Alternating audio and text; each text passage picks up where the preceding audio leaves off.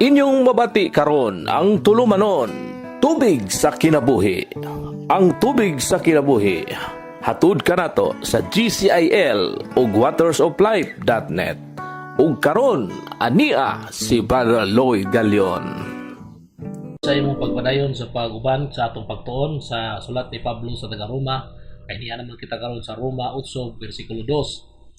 Atong basahon ang kasulatan matud pa kay ang balaod sa espiritu sa kinabuhi ni Kristo Hesus naghimo kanato nga gawasnon gikan sa balaod sa sala ug sa kamatayon.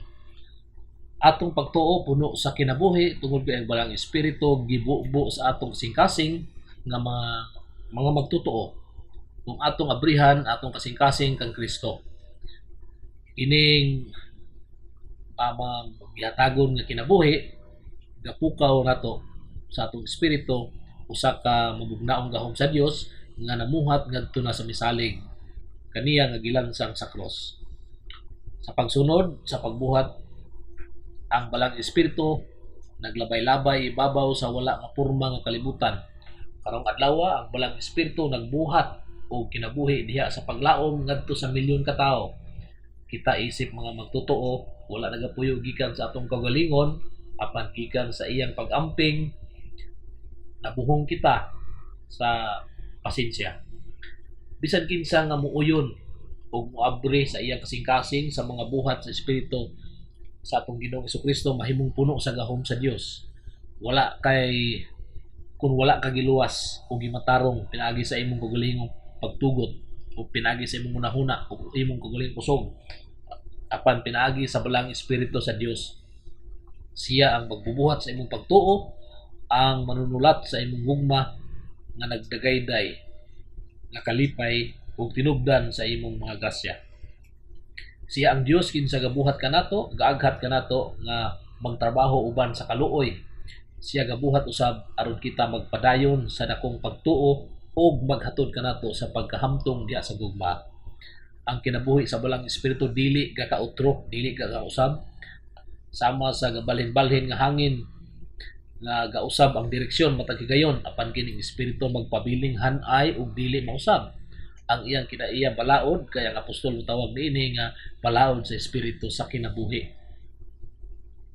Sa laing pulong ang balaod sa espiritu mao ang kinabuhi ni Kristo sa mga mituo kaniya ug ang usang balaan adunay katungdanan sa iyang kaugalingon ngadto sa mga mutuo ug sa pag-ong kasulatan kini gitukod pinagi sa iyang kamatayon nga ang kamatuoran magpadayon bisan sa katapusang panahon kay iyang pagkamatinud-anon wa may katapusan.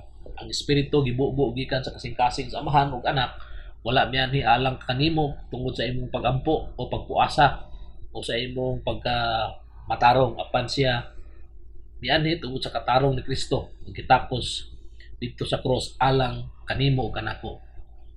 Ang Dios mitukod sa kinabuhing walay katapusan kanimo sa kamatuoran. Iyang gahong wala miabot nga pinugos apan pinagi sa balaang kaayo o pagplastar.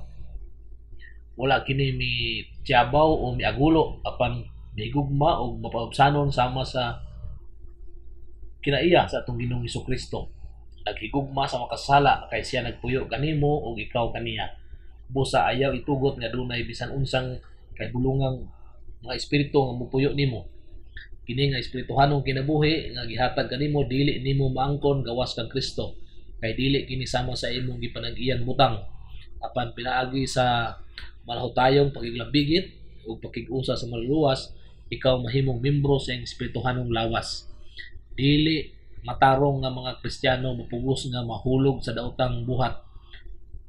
Dili nga magpahayag ug pasabot nga insulto kang Kristo ug ay batok sa cross. Babagan kita sa tentasyon sama si Kristo mismo nakaagi. Kita mahimong mahulog sa lain-laing sala ug makasala nga walay di kita kabantay. Sa prinsipyo si Kristo miluwas nato gikan sa gahom sa sala. Busa ang kamatayon dili suhol sa atong kinabuhi. O matud pa ang sugo ug balaod wala na kini nagpasabot nga ang impierno alang kanato o nagtukod kanato nga masayop apan ang balaod nagpuyo sa atong kasing-kasing aron kita mahayagan og malipay pagsunod niini. Busa dili kita ulipon sa sala apan ang anak sa gugma sa Dios dili kita mamatay nga walay paglaom, apan mabuhi alayon sa sugo sa espiritu sa kinabuhi hangtod sa katapusan sama ni Kristo na buhi nga walay katapusan. Ipadulot sa lawom ang mga pulong sa apostol kay adunay kahulugan aron ikaw makatukod sa imong katungod, maluwas gikan sa sugo sa balaod sa sala, mapildi ang yawa ug mabuhi sa ordinansa ug gahom sa Dios pinagi sa giya sa espiritu. Magampo kita igsuon.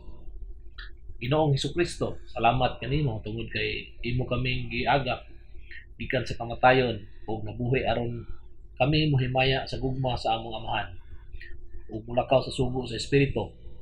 Itukod sa imong gugma pinagi kanamo aron kami mohimaya kanimo sa among pagbuhat ang mga tao palibot kanamo makasimhot sa kinabuhi ug dili kamatayon. Amen. Dunay pangutana igsoon, unsa ang duha ka klase sa balaod diin gauban gitandi ni apostol ug unsay ilang buti pa. Inyong nabati ang tubig sa kinabuhi. Kung aduna kamoy reaksyon, pangutana ug opinyon, i-text ka na sa 0908-426-7070 o kaha 0906-7909-298. Sa dugang pagtuon o pagpaminaw, adto sa watersoflife.net, i-click ang Cebuano. Daghang salamat sa imong pagpaminaw.